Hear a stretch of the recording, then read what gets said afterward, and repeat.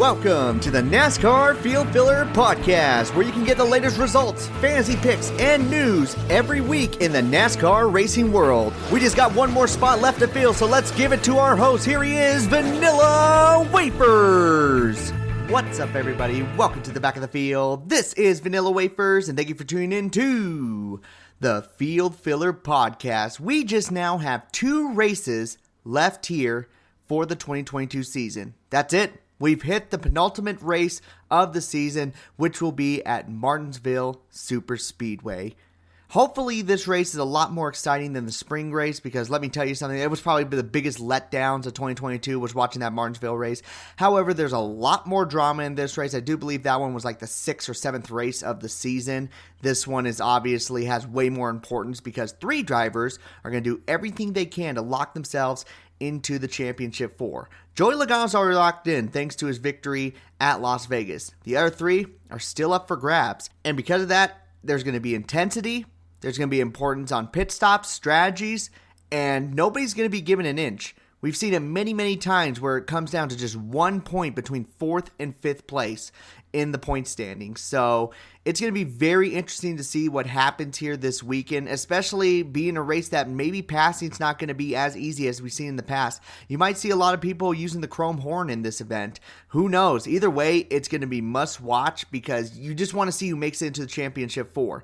Because even the furthest person ahead, Ross Chastain, he's only 19 points above the cut line. He has something random happen to him, or if he get caught in a speeding penalty on a green flag pit stop, then he's in a tough situation to make his way on in. And then you got people like Christopher Bell and Chase Briscoe in must-win situations to advance on. So who knows what's going to happen? Either way, craziness should ensue here at Martinsville Speedway. Now, before we dive into our fantasy picks, just a few things we should talk about here.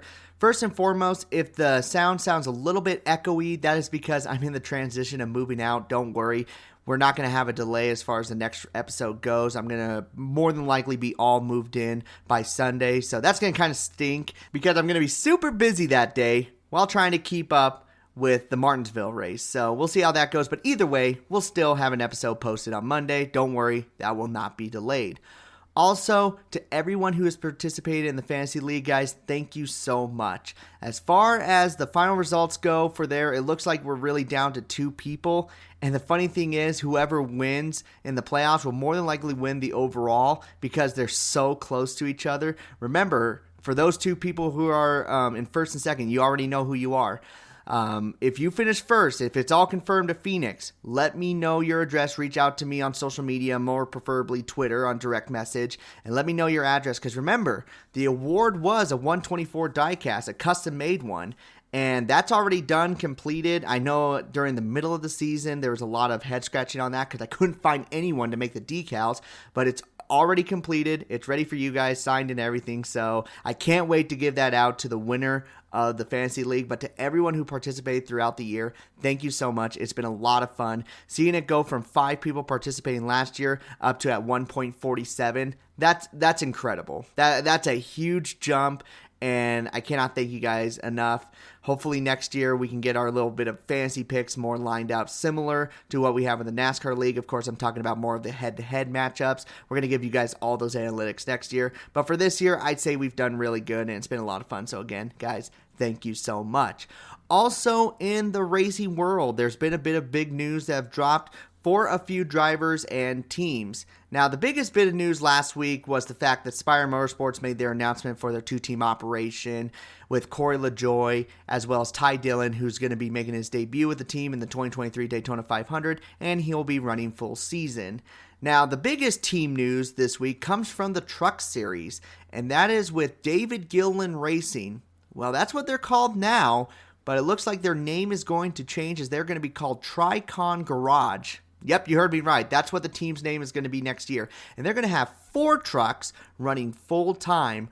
2 of those drivers being the brothers, Taylor Gray and Tanner Gray. I think there was no surprise there. But the 3rd driver is going to be Corey Heim driving the number 11 machine down there for the Truck Series. I think this is a great move. I mean, we knew that Corey Heim was going to stay with Toyotas, and we know how much talent he has. He's going to be more than likely running for the championship next year. Let's see if Tricon Garage has the same equipment similar to Kyle Busch Motorsports. They should, because they are also changing manufacturers next year. They will not be a Ford manufactured team. They will be Toyota. So they will be the main representatives down there for the Toyota camp, and that is going to be Tricon Garage with their 4-truck team. The 4th truck will be ran by a sporadic amount of drivers. It's basically going to be part-timers or maybe even drivers from the Cup Series and Xfinity Series will be making a few races here and there. Can't confirm that. They haven't said anything about the driver lineup for that 4th and final truck, but either way, big announcement here for this team as Toyota Racing Development announces partnership with Tricon Garage,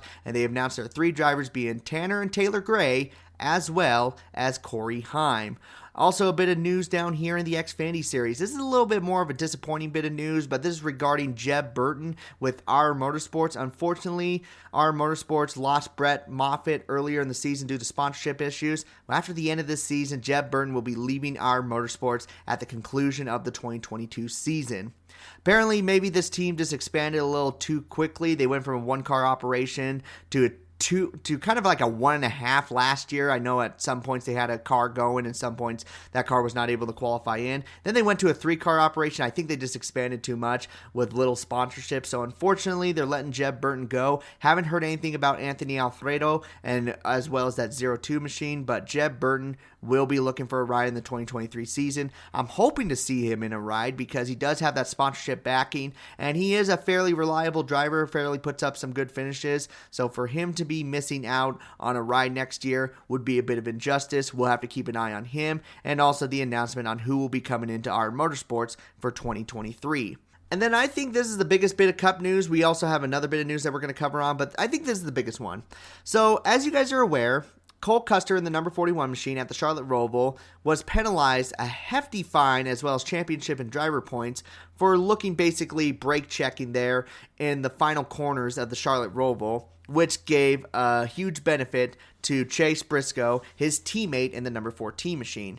Stewart-Haas Racing made it clear that they were going to make an appeal, and it just came back that they rejected the appeal. It looks like the information that they received is not enough to overturn the rule calling at the end, so there will be no changes regarding the penalty and fine as well as suspension for the 41 team. I mean, just add on to the many reasons why Tony Stewart is done with NASCAR. I mean, it seems like everything that's happened at Hendrick Motorsports has kind of turned out good for them. Like, it was just like, oh, well, this got overturned. Oh, this went in our favor, this and that. Stewart-Haas Racing, that hasn't been the case.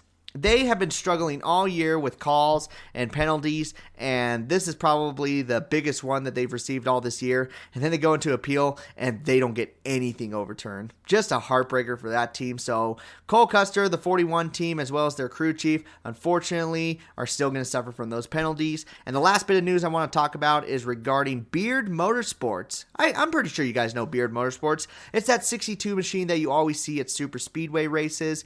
This year, they had Noah Gregson behind the wheel, which I thought was a really good move. I mean, Las Vegas native, and Brendan Gaughan put a lot of support behind him.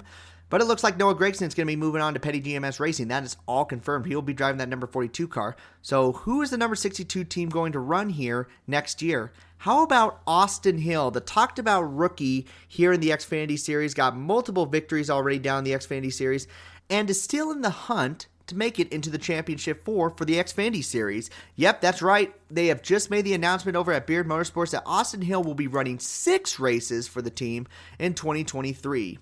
You heard me correctly, 6 races. This is a big announcement because they've always ran 4 races for, gosh, it's been so many years. They've always ran both the Daytona races and both the Talladega races. I think they made also one start at one time in the Daytona road course. It was just because they were still staying at the same racetrack, so they decided to run in that event, but they dropped out early. Now they have made the announcement that they're going to be running 6 races. Those 6 races being both the Daytona races again, as well as Talladega races, but they're also going to run at the Chicago street course race, as well as the race in Michigan, and Austin Hill will be behind the wheel in all of those events. I like this call. I think I like seeing these smaller teams run in as many races as possible, and it's really great when they look competitive, but Austin Hill's a really good driver, and especially at super speedway races. He has shown that he has a lot of talent in those races, and I'm very curious to see what he can do in the Cup Series in that number 62 machine. I'm not saying he's going to be running for victories leading many laps, but I could see him there near the end being a potential factor near the end of a chaotic race. So great news here for Austin Hill and great news for Beard Motorsports. I think they picked up a good driver, and they'll be running 6 races here in the 2023 season. And the last bit of news, sorry, I almost was going to pass right by this and I would have felt really upset if I did. This is regarding the number 48 machine in the Cup Series. So as you guys are aware, Noah Gragson has been substituting for Alex Bowman, who got injured in the Texas race due to a concussion. He is going to be making a return here in the Phoenix race of the 2022 season. Yep, we will see Alex Bowman back in the car once again, and before the season ends. It's still tragic that he missed that many races due to the car being too stiff in the back, causing him to be concussed due to a really light accident from a visual perspective. But he's going to be making the return. He's not sitting out full season. He'll be making one last start here in the 2022 season, and it'll be the final race of the year. Always happy to see this, and Alex Bowman does really good at Phoenix, so let's see what he can do here in his return. But the driver of the number 48 machine is finally returning after being out due to weeks due to a concussion injury.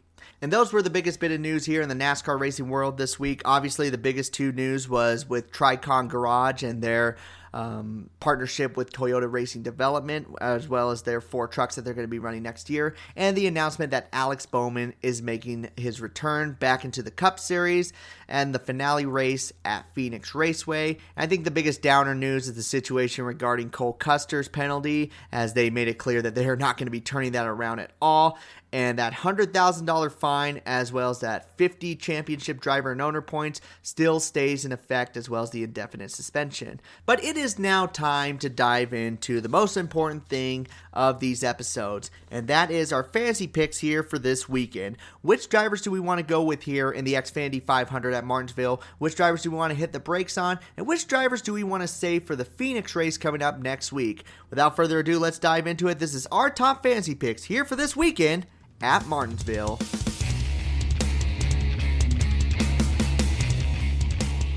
Alrighty guys, so a few things we got to consider here as far as setting up our fantasy teams here for this weekend. One, the most obvious one, do they do good here at Martinsville? Is this a track that they run really well at, or do they typically crap the bed? Because we obviously don't want to put someone in here who's been doing really good here this season, but then all of a sudden when it comes to the paperclip, they just absolutely fall apart. So that's one. Number 2, we are still going to consider their most recent finishes. Are they going with forward momentum, or are they slowly falling apart? Like, you could have someone who was doing stellar at the beginning of the season and then their best finish has been 24th. Do you really want to rely on them at Martinsville when you are this close to the very end of your fantasy league? And then lastly, do we want to use them here, or do we want to use them at Phoenix? This is the final 2 races, so I bet you almost everybody's down to like 1 pick for most of their drivers.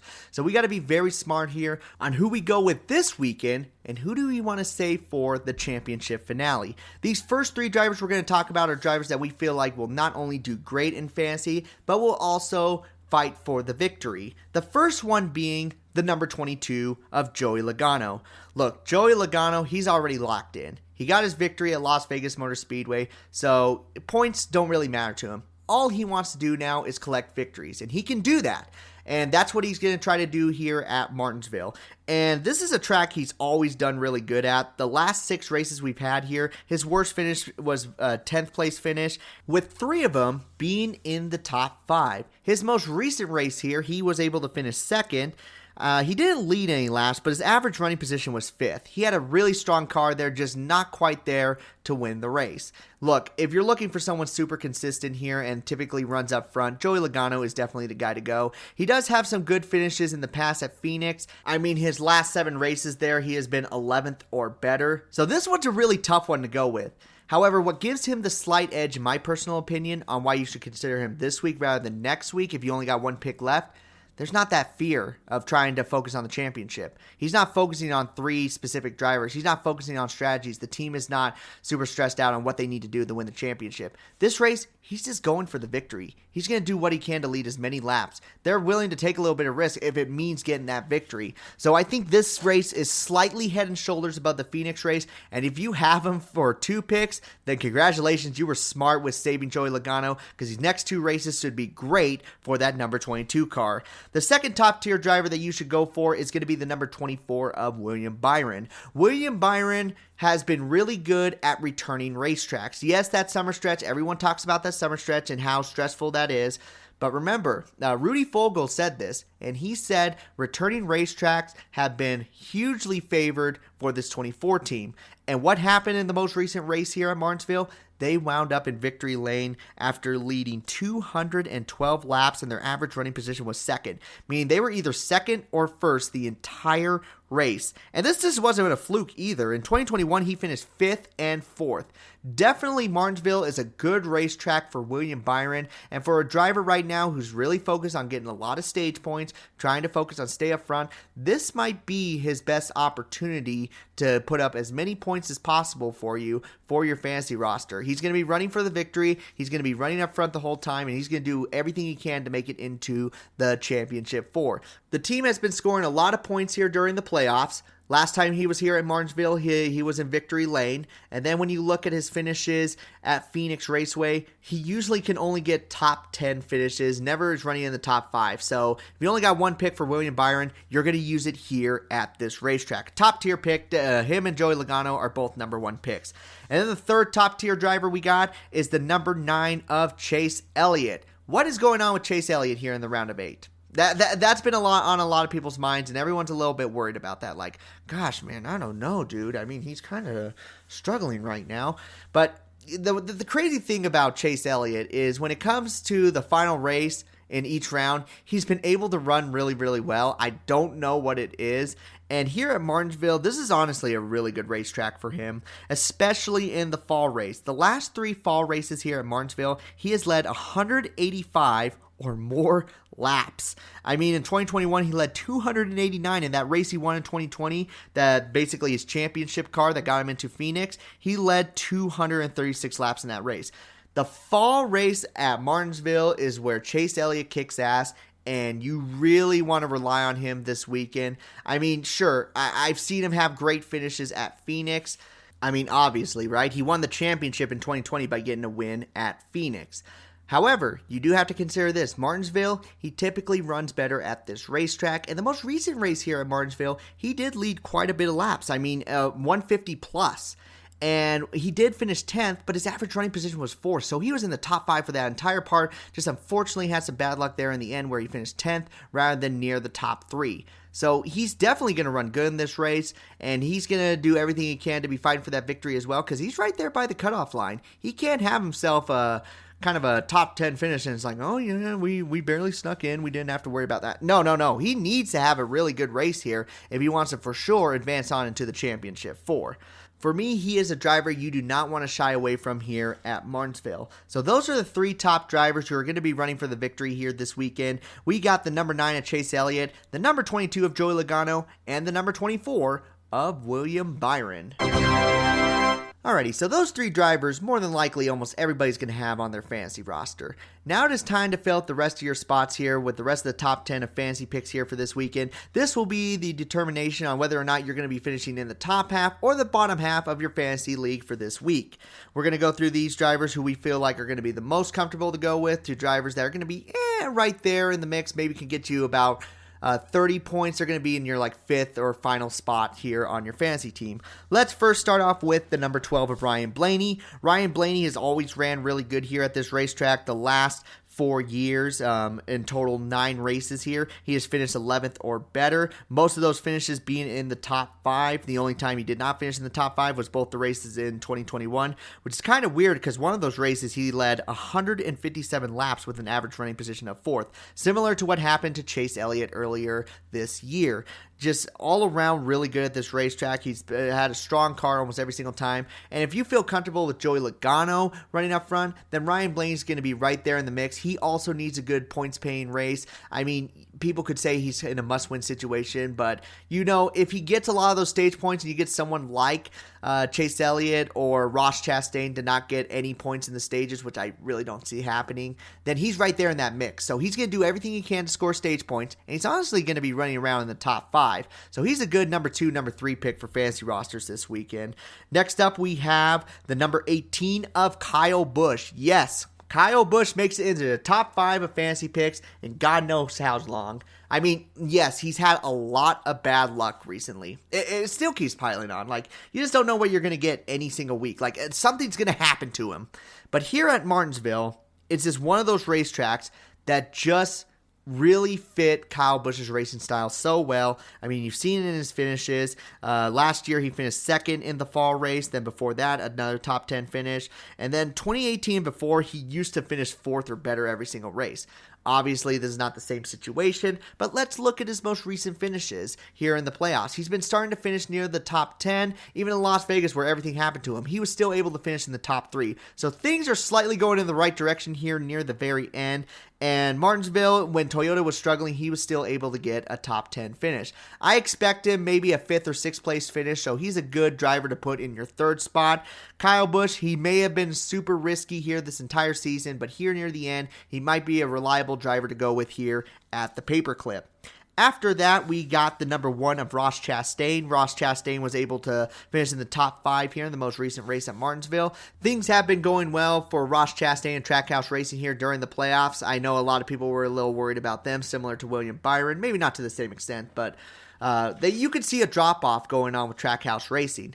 Now here in the round of 8, 2 solid finishes at Las Vegas as well as Homestead, so they are pointing in the right direction. But here in Martinsville, he had himself a really good run.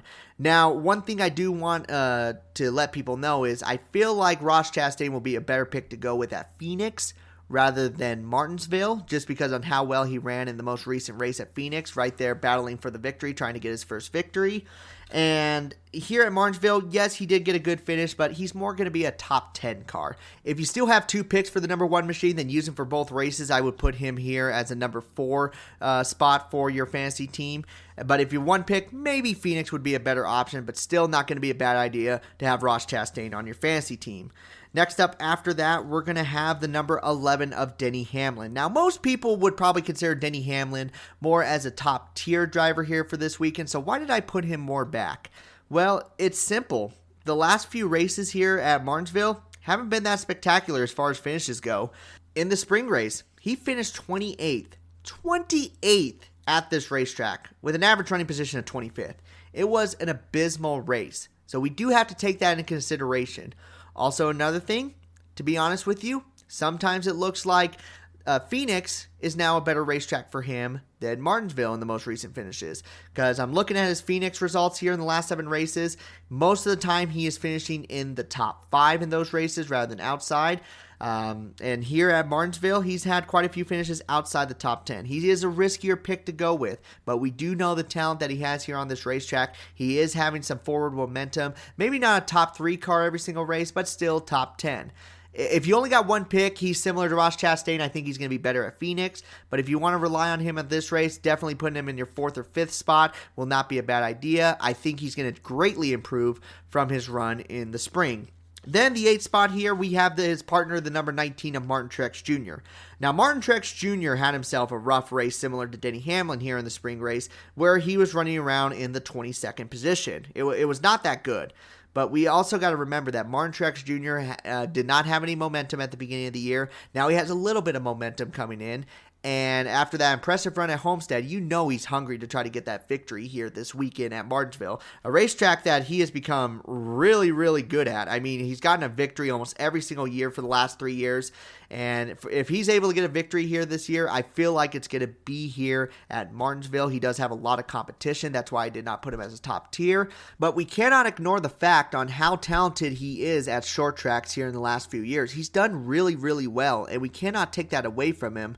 I would keep an eye on maybe practice and qualifying, seeing where he's at and trying to really consider where he's going to be running. But if you had to pick between this racetrack and Phoenix, his average finish has been 12.6. Here at Martinsville, including that abysmal finish he had in the spring race, an average finish of 8.4. Definitely one of the better drivers when it comes here to the paperclip most recently. Then in the 9th spot, let's include the other Toyota. Let's get all of Joe Gibbs Racing here inside the top 10. Christopher Bell. Christopher Bell is a super risky driver to go with here this weekend. I'm not going to lie. But when this team is under pressure, I don't know what it is. They somehow, some way find themselves running near the front, going for a victory. For them to advance on to the round of 8 was super impressive. Now they're kind of in the same situation thanks to an accident that happened at Las Vegas and a not so stellar finish at Homestead. They really need to turn things around. And I can see them definitely running up front here in this race. I can also see them running into some problems in the middle of the race and finishing multiple laps down. This is either going to be a boom or bust driver for you. So you got to really consider that. If you feel like all your drivers you're going to have here this weekend are going to be pretty reliable drivers, let's say you have people like Joey Logano, Ryan Blaney, you got also Ross Chastain, and then Chase Elliott, like drivers you feel like, okay, these guys can all finish in the top 10, no problem. Then maybe it would be a good opportunity to throw Christopher Bell in there. However, do keep in mind, he is a must-win situation. So he's that riskier driver here in this mix, but after an impressive run here in the spring race where unfortunately the finish does not equal the performance. I mean, spring race finished 20th. But his average running position was 10th, and he had himself a really solid race. He was able to score a few stage points. Again, it was just really bad luck there at the end, similar to a few other drivers that we mentioned here earlier on this list. He is a riskier driver, but definitely a driver worth to take a shot on, and that's why he fits here inside the top 10. And then the last one to conclude the top 10 here as far as fantasy picks go, we're going to include a driver who's really made some improvements here near the end of the season, a driver who made a move to a different team. In fact, he owns part of the team. Of course, I'm talking about the number 6, Brad Keselowski. Asked me earlier this year, I would have said, yeah, maybe you want to take a chance on him because of his successful finishes in the past. But other than that, I don't know if you should trust him. That's not the case anymore. He is starting to make steps in the right direction, although it's not the same as when he was driving the number 2 machine. He still has himself some really good finishes. One of his best tracks, though, in the Cup Series was here at Martinsville. His average finish has been 9.1 in the last 7 races, and almost all those races, he just finished in the top 10. There has been a few blemishes on there. I mean, there was one race in 2021 in the spring where, unfortunately, he got caught up in some problems, and it made him finish 33rd. And then 2022, he was still trying to figure out his team. But look at his last few finishes, running up inside the top 10, being a factor in races that no one really considered them. And then also look at RFK's short track package. Look who won the Bristol race. It was Chris Buescher. And also, Brad Keselowski really likes this track. It seems like everything is going to be going in the right direction here, and this could be a great driver to go with if you want to save some of these other drivers for the Phoenix race. Maybe you have someone like William Byron or Joey Logano where you're like, I don't know, man. I want to use him for the Phoenix race, but I want to use him here, but I don't want to sit them out. This could be a great substitution driver. I know we haven't used that many picks for him here during the playoffs, and he could really help out some teams who are kind of struggling to figure out who they want to put in which position. I don't think he's going to have himself a great finish at Phoenix. Something just tells me that this is not going to be a racetrack where you're going to see that number 6 right up front. But here at Martinsville, this is definitely a track that could be right up his alley, and Brad Keselowski could be a good, reliable driver to go with here this weekend. So those are the drivers here in the pretty good ranking. We have here the number 12 of Ryan Blaney, the number 18 of Kyle Busch, the number 1 of Ross Chastain, the number 11 of Denny Hamlin, the number 19 of Martin Truex Jr., the number 20 of Christopher Bell, and the number 6 of Brad Keselowski. Alrighty, so we got most of your spots filled in for your fantasy team here this week, and now we just got one spot left, and that's the garage area. And let's look at some drivers you might want to take a gamble on here this weekend, starting off with the number 2 of Austin Cindric. Yep, we got to include the rookie here this weekend, especially due to the fact that this team at Penske seems to be very consistent altogether. Like, all their drivers finish very close to each other. I mean, look at the Homestead race. That's a perfect example. They finished 18th, 19th, 17th, and then they also had their affiliated driver finish 20th. That is consistency. And you really can't shy away from Austin Cindric when you feel like you're going to see Ryan Blaney and Joey Logano run up front. That's just been the case for most races. And here at Martinsville, a really strong track for him. And here in the spring race, he was running around the 10th position, scoring a couple stage points here and there. You may not expect a victory running car, but you're going to expect a pretty consistent car here this weekend if you feel like Joey Logano and Ryan Blaney are going to be running up front. So he is a driver worth taking a gamble on for sure. Another driver worth taking a gamble on, how about this? The number 10 of Eric Almirola. Yes, his finishes have not been even close to what we see in the past few years, but he typically finishes in the top 10 here in the fall race at Martinsville. This is a track that he tends to run a lot better at, and remember his run at Las Vegas. He did have some consistency going in his area. I remember being at that racetrack like, holy hell, that number 10 car is in the top 3? Are you kidding me?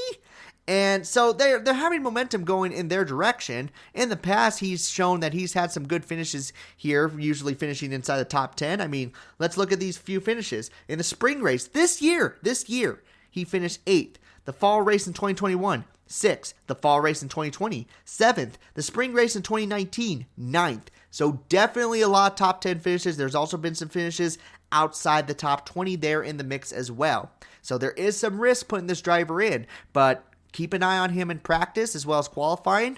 I mean, based on the past numbers, he has a really good chance of finishing inside the top 10.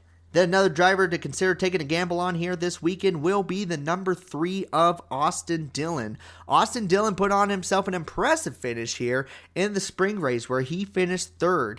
And momentum seems to be going on his side. Everybody's been talking about, Tyler Reddick's been doing good. Tyler Reddick this, Tyler Reddick that. Austin Dillon's kind of been in that mix. Homestead Miami Speedway's race has been a perfect example of that. I mean, he was running really well throughout that entire race. He had himself some strong points, and I think near the end he finished in the top 5. Very impressive run for that number 3 machine, and especially now that he had an impressive run at Martinsville earlier this spring, I think the momentum's going in the right direction for Austin Dillon. He might be a great driver to go with here as far as a driver you may want to take a gamble on here this weekend.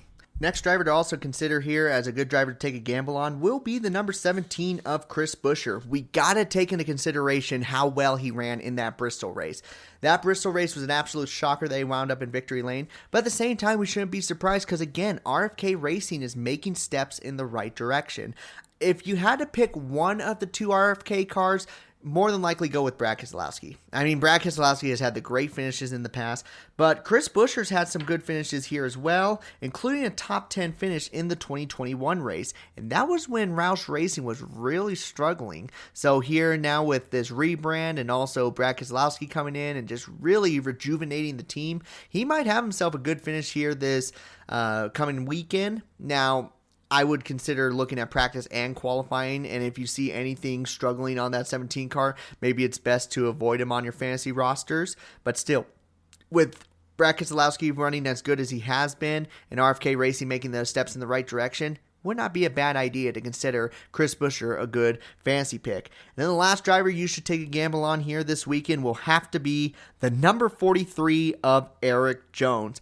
Eric Jones during the playoffs has been pretty interesting per se. Yes, he got his victory at Darlington, which was a huge win for the team.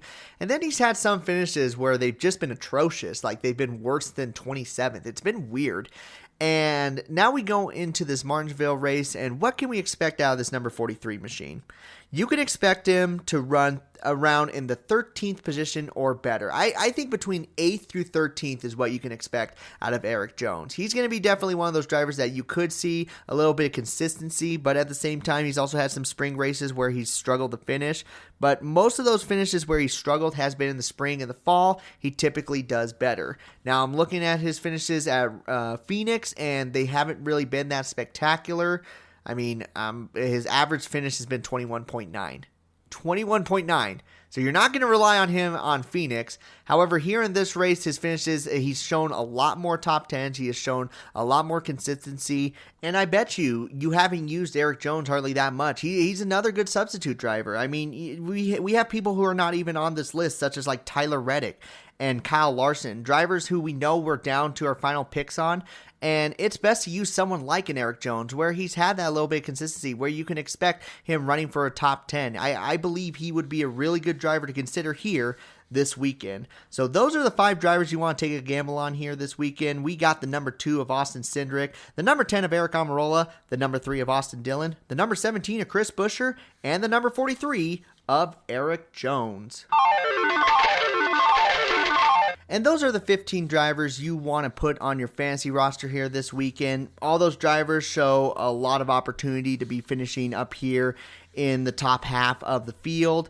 Drivers I feel the most confident with out of all the ones. I'd say for the take a chance category, I really do like the number 3 of Austin Dillon. He looks like a great driver to go with here this weekend to take a chance on. Rest of the top 10, I feel like doing someone like Brad Keselowski to save you some drivers for Phoenix would not be a bad option. And to throw someone like Kyle Busch, maybe that little bit of risk could pay off dearly. What a great way for Kyle Busch to finish off Joe Gibbs Racing with a victory at Martinsville, getting a grandfather clock. With that being said, let's look at the other 21 drivers who did not make the cut here, and drivers we're going to hit the brakes on here this weekend. First, starting off with the number 4 of Kevin Harvick. Now, I had Kevin Harvick originally as a driver to take a gamble on. However, I'm just looking at his finishes right now, and compared to the ceiling here to Phoenix, I would trust him way more at Phoenix. Phoenix is his racetrack. He has done really good there in the past. And when you put that level to level here at Martinsville, I'd rather go with him over there rather than here. Next up, we have the number 5 of Kyle Larson. A lot of people probably considered him to be in the top 10 mix, but his finishes haven't really shown that. If you got one pick on here, I wouldn't rely on Kyle Larson at all. 19th place finish in 2022, 14th place finish.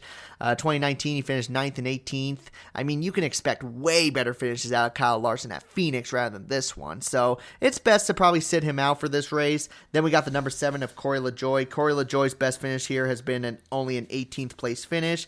Then we got Tyler Reddick in the number 8 machine. Only one top 10 in his 5 races here at Martinsville. Not feeling too confident with that, especially after his poor finishes here in the last 2 races. He's starting to lose a little bit of momentum, and I think it's best to sit him out here for this week. Then we got the number 14 of Chase Briscoe, the only driver here in the Drivers' Championship hunt that I did not include as far as a good fantasy pick goes. Yes, he did finish 9th in the spring race. However, his average running position was around 14th.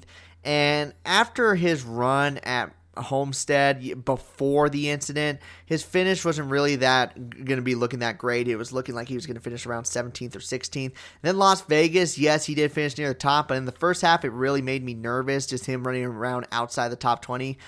I'm not feeling too hot about Chase Briscoe. He is the riskiest driver out of the bunch, and I don't think he's worth the risk. So it's best to sit out Chase Briscoe here for this race. Next up after that, we got the number 15 machine of J.J. Yaley. His best finish has only been a 25th. Not feeling too confident about that. A.J. Allmendinger in the number 16. He could be the 6th driver to take a gamble on. But I just don't want to rely on him right now because he's just not running for any type of Drivers' Championship here in the Cup Series. He's focused on the Xfinity Series. And his last finish here in the spring was 24th. Granted, that was earlier in the season within like the first few races. I don't know. If you want to take a gamble on him, keep an eye on him in practice and qualifying, but there's probably more other drivers that you would feel way more confident on throwing on your fantasy team. Then we got the number 21 of Harrison Burton. Harrison Burton has been making steps in the right direction, but still only a top 20 car at this time. You have way better options to go with. The number 23 machine of Ty Gibbs. His Cup Series run has been pretty bad right now. We're moving on from him. Justin Haley in the number 31. Finishes are going in the right direction for him, but not at Martinsville. Best finish 31st. Really don't trust that at all. Number 34, Michael McDowell comes up next. He's only gotten a best finish of 14th. Yes, he's getting more top 10s this year, but when it comes to Martinsville, this is just not a good track for him. Best to sit him out here this weekend. Then you got the number 38 of Todd Gilliland. Todd Gilliland hasn't really shown great performances at short tracks here this year, so we'll move on from him. The number 41 machine of Cole Custer, best finish being a 13th place finish, and that was in his rookie season. Other than that, it's been 18th or worse. Then we got the number 42 machine of Ty Dillon. Ty Dillon's best finish here has been a 13th place, but most of the time his average finish has been around 23rd, 24th. Don't feel too confident about that. We got the number 45 machine of Bubba Wallace. Hey, welcome back into the Cup Series. No top 10 finishes here at Martinsville in his career. It's best to sit him out. Maybe Phoenix will consider him, but for now, it's not a good opportunity to throw in that number 45 machine. Ricky Stenhouse Jr. comes up next in the number 47, best finish being a 15th. In the last 5 years, don't really see any momentum going in the right direction for him. Number 48, Noah Gragson, substitute driver right now, just don't feel confident in it. I really don't. I mean, we expected a really good finish from him at Homestead in Las Vegas, and we really didn't see that. We really didn't see that strong performance. So I just don't think Noah Gregson's in a fantasy value position this year, maybe next year, but not right now. Then we got the number 51 of Cody Ware. Cody Ware's best finish has only been a 28th. Then the number 77 of Landon Castle with a best finish of 26th. BJ MacLeod's best finish has been a 27th. These three drivers here, we hope that they can finish in the top 20, but we're not relying on drivers who we want to see finish 20th or better. We want drivers finishing 10th or better. And then finally, we got the number 99 of Daniel Suarez. Daniel Suarez's finishes, he has struggled here at Martinsville for the past few years. Granted, when he was with Joe Gibbs Racing and Stuart Haas Racing, he does have some top 10 finishes here and there, but they're few and far between. And his most recent run here, he finished 29th. When Trackhouse Racing was running really good, he still finished 29th. Just don't feel confident with that at all. It's best to sit him out here this weekend. So starting from Kevin Harvick all the way to Daniel Suarez, these 21 drivers we're going to hit the brakes on here this weekend. And ladies and gentlemen, that was all 36 drivers here on the entry list for the Xfinity 500 at Martinsville.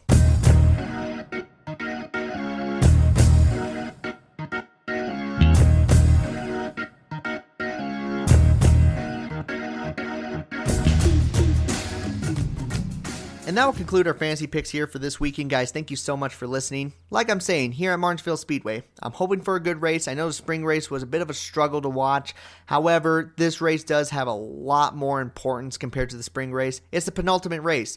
This is the race that's going to determine who's going to be in the championship for. So a lot of pressure is coming here on this half-mile racetrack. So that race starts at 2 p.m. Eastern on NBC. You don't want to miss it. This is going to be the determination to see who's going to be running for a championship here in 2022.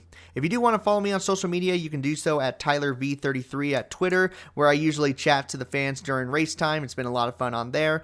Or you can check me out on TikTok, where I post, for the most part, daily videos. Unfortunately, this week, I've been moving a lot, so I haven't had time to really post videos there. But after the move-in, which will be this weekend, I should be posting daily videos once again. Again, that's at TikTok, at VanillaWafers44, or on YouTube, at Vanilla Wafers. I'm getting ready to post a video here within the next week or so regarding the worst revenge moments in NASCAR history. It's been a lot of fun making that video, working with a new program, so that's kind of slowing it down a little bit, plus the moving, but I feel like it's going to come out really good and you guys are going to really enjoy it. So again, if you do want to watch some of my videos, all NASCAR related, TikTok at VanillaWafers44 or YouTube at Vanilla Wafers. But the most important thing, guys, is thank you so much for listening to the best and trying out all the rest. I have been able to fill up the last few remaining minutes of your time, so I'm going to take the car and pull it right on into pit road, collect my last place winnings, and I am out. So you all take care. This has been the Field Filler Podcast.